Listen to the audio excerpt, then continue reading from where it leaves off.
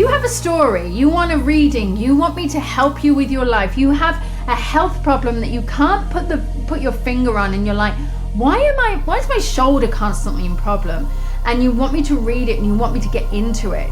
I'm not that medical expert, but I can tell you where the emotion is attached to it. I think you'll be surprised at how powerful that is. So I would love to hear from you. Go to lisawilliams.com/podcast-guest and we will get you on the show. Hi everyone. Before we begin, I want to let you know that this podcast is for informational and inspirational purposes only. The advice and insights shared here are based on my personal experiences and expertise, but they are not a substitute for professional, medical, psychological, or business advice. If you are dealing with a specific issue, please consult a qualified expert. And thanks for watching.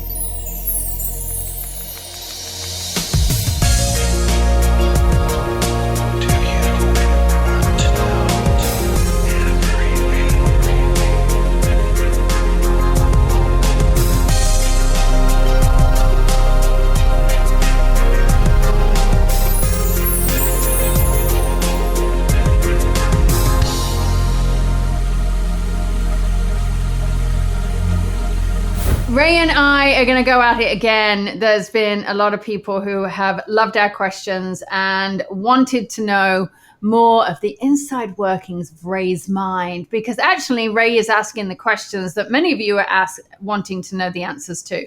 So pick my brains, Ray.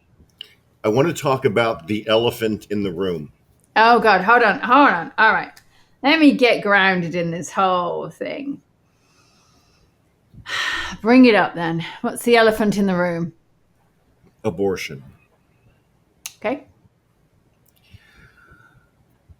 When I was early in my awakening, I found these books called the Seth material. Okay, yeah. Basically, Seth is an entity that was being channeled by a woman named Jane Roberts. Yeah. She published dozens of books on everything she's channeled from Seth. Jane, from what I've seen in some interviews, was a very simple woman. Mm-hmm. The stuff she channeled was so frickin' profound that there's no doubt that the information came from a higher source. Right. Yeah. I was awestruck when I read that book because there were so many things that forced me to look at life differently. One of them was abortion. Right. Now, I want to say before anything that I have no skin in the abortion game. I've never impregnated a woman. I've never had a need for anyone to get an abortion. But what the Seth material came up with was just phenomenal. It makes you look at things quite differently. Right.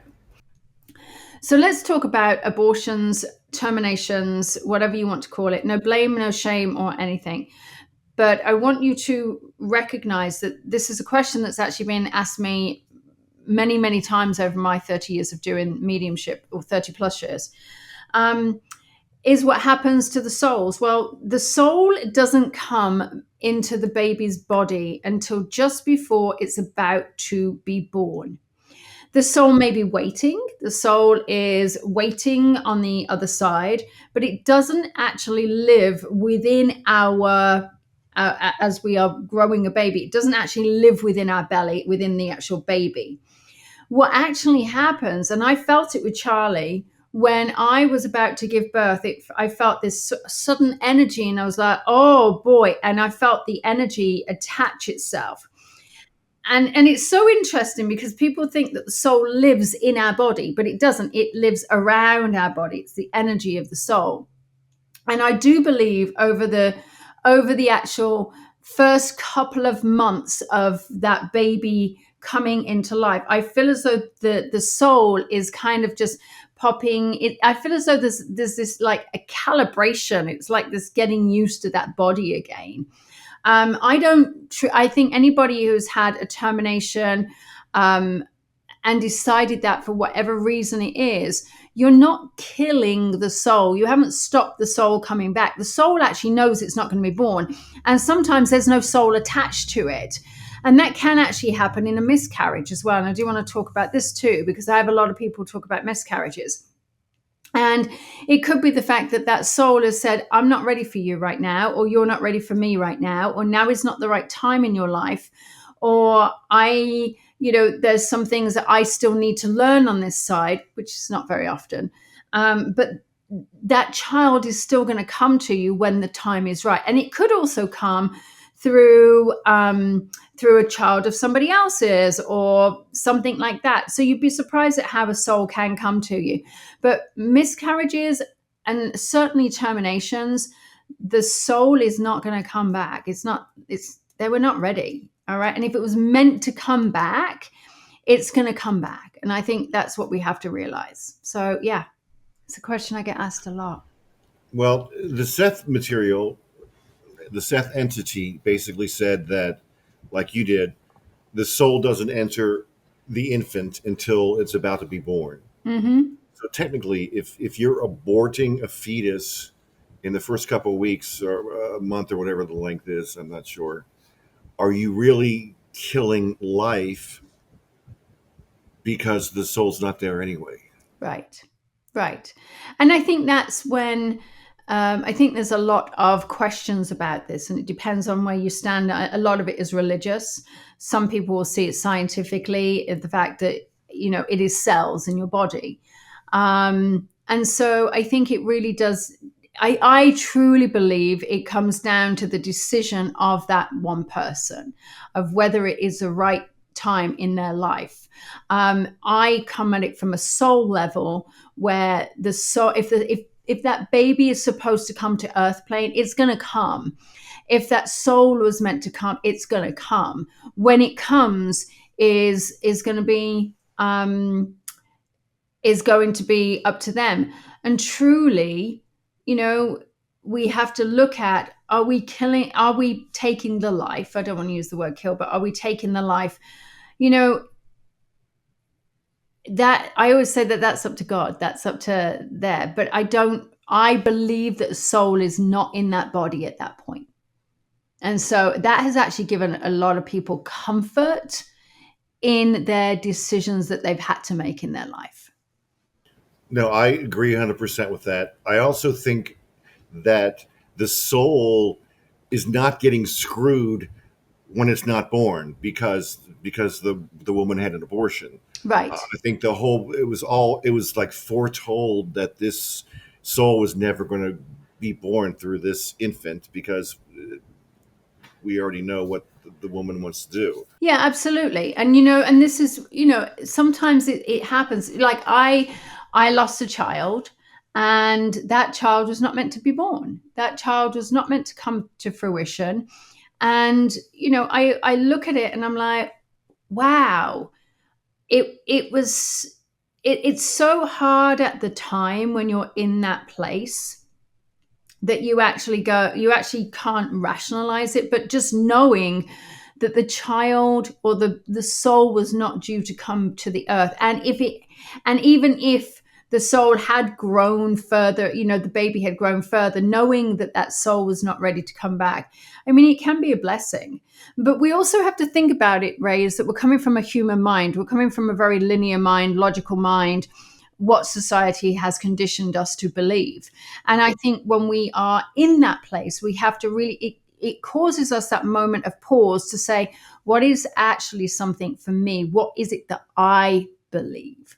Rather than going back on what we've been told to believe in previous times, history, parents, whatever it is. I'm wondering, if you have an abortion, you're basically stopping a life. You're not killing it. Would you agree with that? I think I think that's a nicer way of putting it. I think you're definitely stopping the life. But honestly, if the life was not supposed to come anyway, you're Right. not really stopping the life. So is there a sin being committed when someone has an abortion? Well, that's up to their religious beliefs and their political or social beliefs. I think it's. I'm not here to put my belief on anybody else. I believe it's up to the right of the person, the individual, to actually make that decision. And I truly believe that there are moments in somebody's life that is absolutely the way that they need to go. And I don't believe that it should be anybody else's decision to say you should or shouldn't have this procedure. Um, Maybe you are stopping a life. I don't even think you are stopping a life. I honestly, if the bigger picture was that your soul path is to have this procedure, then your soul path is to have that procedure, knowing that there are lessons that are coming out of it. I don't think you've even stopped a life. I think what you've done is you've just made decisions that are going to impact you in the future. And it was a lesson that you needed to learn. And that's why I thought it was so important to talk about this, especially after I read the Seth material, that if you see it in this whole different way, that this life was never supposed to happen in the first place, and you're stopping it, you're not really stopping it because it was never going to happen. It was the soul was never going to go into the body of the fetus Right. itself. Yeah, right. I absolutely agree. And I agree with that completely. And what was interesting is as we were talking, I literally, a little feather came by. So I always have to trust whatever happens. But yeah, I don't, I feel that this is, the Seth material is very, very powerful. I've read some of the Seth material. There's also another book. I don't know whether I've got it right here. It's definitely on this bookshelf. Oh, here it is. Hold, please. So there is a book called the Spirits Book, and this Spirits Book is by. It was written in Portuguese first of all by Allan Kardec. It was translated. This is we're going back into like, I mean, he was born in 1804. But what he did is he was asking a lot of questions to mediums, and he was going into mediums, and he would get into trance, and he was asking questions. Um, and it's so powerful, and how it talks about different things. And so yeah, there are a lot of books that will, like Seth, like Alan Kardec's book. There's a lot of books out there that will talk about the afterlife, and I encourage the people to read them, because you know, when you're in that channeled state, you can't change what is coming through. It's just information that just gets channeled. But I just thought that was so profound because it had never occurred to me before that, Right. when you see it from a soul level, it's so different than seeing it from a medical level. Right. I think that's what people do. They see it from a medical level. They see it from rather than a soul level. So yeah. Oh, it does talk about abortion. Here it says, union of the soul and body. At what moment is soul reunited with the body? The union begins at the moment of conception, but only complete at the moment of birth. I believe that. From the moment of conception, the spirit is. Do I believe that? I don't know. We'll see what it can. From the moment of conception, the spirit designated to inhabit a given body is united to that body by fluid link, which becomes closer and closer to the instant of the birth. And the cry then uttered by the infant announces that he is numbered among the living. Wow. And then it said, is the union between the spirit and the body definitive of the moment of conception? Could the spirit during this period of union renounce inhabiting the body designed for him? The union between them is definitive in this sense, namely that no other spirit could replace the one who has been designated for that body. But as the links which holds them are together at the first are very weak and are easily broken and may be severed by the will of the spirit, who draws back from the trial he has chosen, but in case the child does not live, which is exactly what we were talking about. What becomes of the spirit if the body he has chosen happens to die before birth? He chooses another body. What can be the use of premature death? Such matters are most frequently caused by imperfections of matter. Yeah.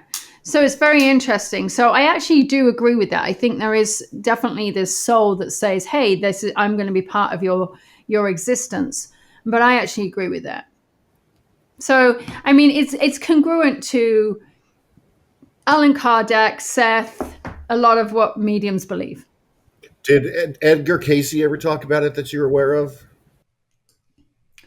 Edgar Casey on abortion and the soul, he did address those topics and the soul's connection to the body, and it suggests that the soul does not come fully bound to the body at conception, unless the process of the soul entering the body is gradual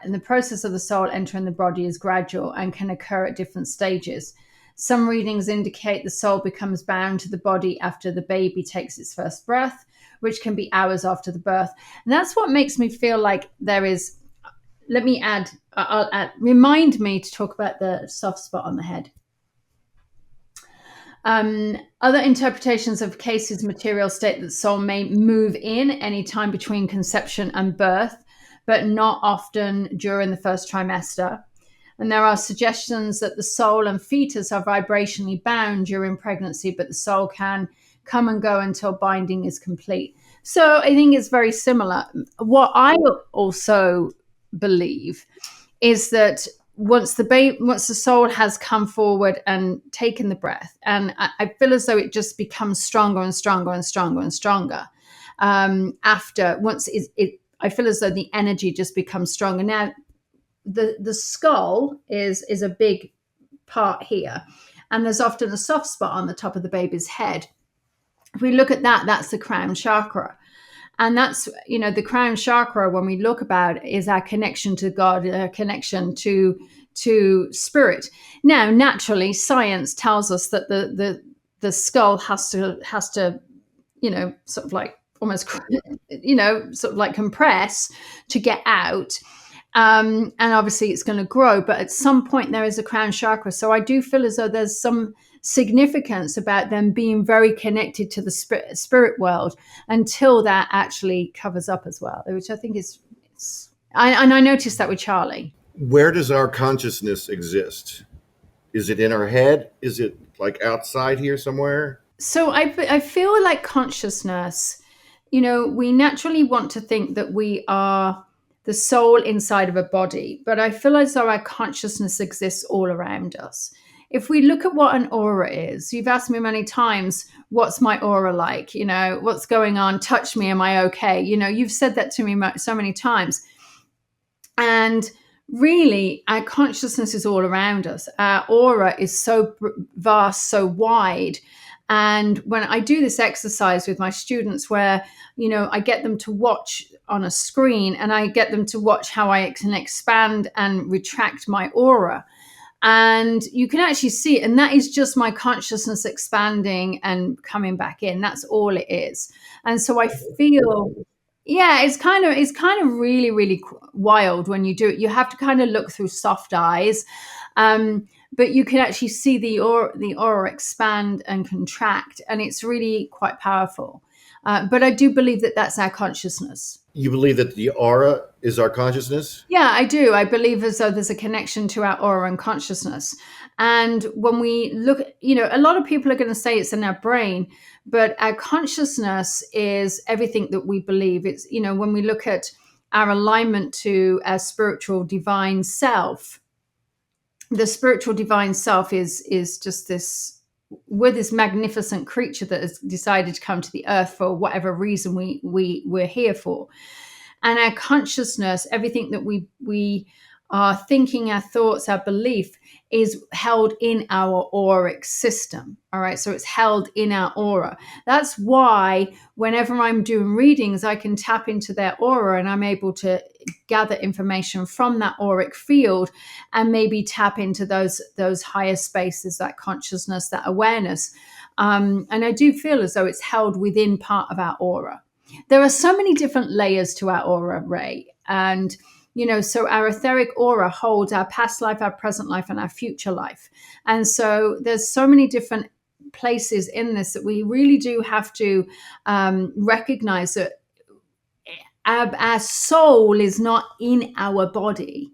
Our soul is within the realm of the body, and that we can, it's like, why is it that I just know sometimes, how somebody else is feeling? It's because their energy is merging with mine. So when you are sitting with someone who's dying, Uh-huh. do you actually see the time the soul leaves the body? Can you actually see that? I will absolutely. I've actually seen when the soul has come out of the body. So I've done it in many instances. I've sat in hospice or hospital with people, and I'm like, there's nothing more I can do because I've felt the soul rise. But what's interesting is this: the body is still taking its break. The body's still going through the process of breathing. And so, and this is a whole other podcast actually, because this is a whole complex thing.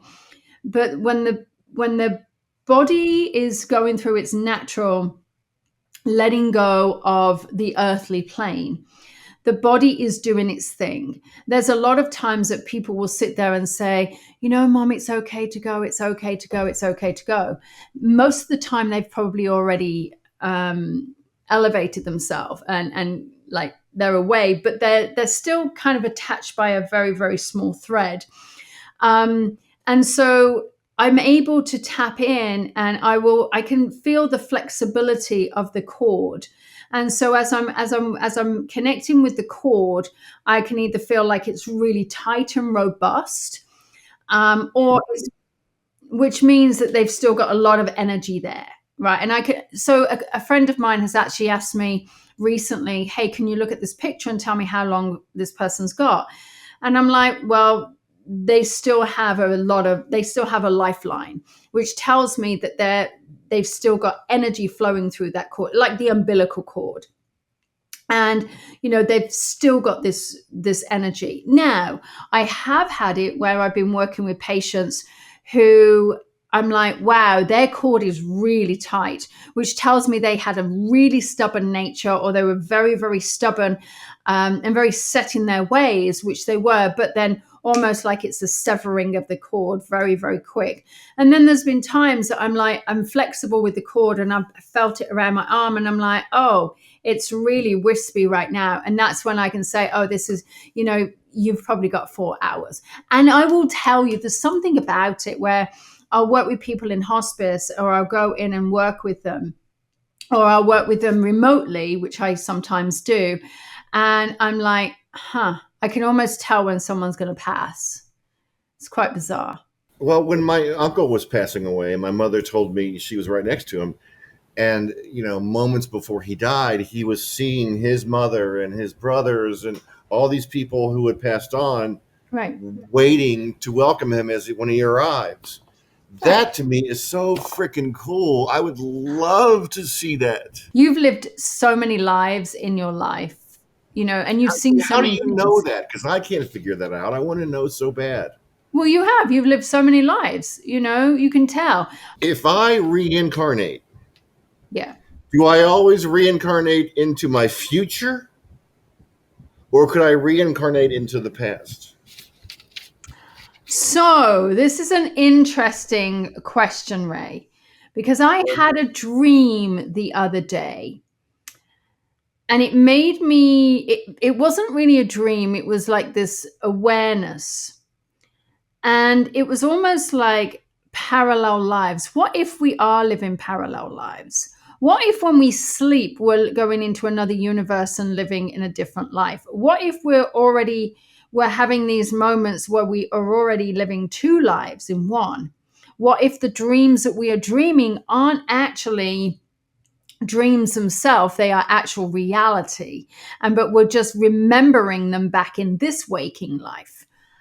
Who knows? Because I'm like, wow, I would like to I've think heard that we things, live all of our lives at the same time. right, I would like to think that it's very linear, but I don't know. After having that dream, that was actually quite bizarre for me, and it's actually started me off on this whole cycle. If anybody knows me, I like to get a little bit of science behind a lot of stuff. um and it started me off on discovering what we do when we dream. It started me questioning what is the dream state, what happens to our soul. And so maybe these are questions that I should ask myself in trance. Do you astral project? I do. I definitely do. I think I can absolutely project myself into different spaces. I've done it before. You ask my students. My students will often say, "You came in my dream. You gave me these lessons." Oh, wow.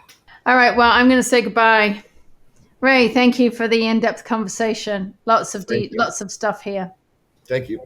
Yeah. Thanks everyone for listening to Ray and I just shoot the shit and asking questions that he's been wondering about, and maybe you have too. All right. See you all next time. Thank you so much for joining me today. And remember, the information shared on this podcast is meant to inspire and support you, but it's not a replacement for personalized advice from a qualified professional. If you enjoyed this episode, please share it with someone who might benefit. And don't forget to tune in next time. Until then, take care and keep believing in something better.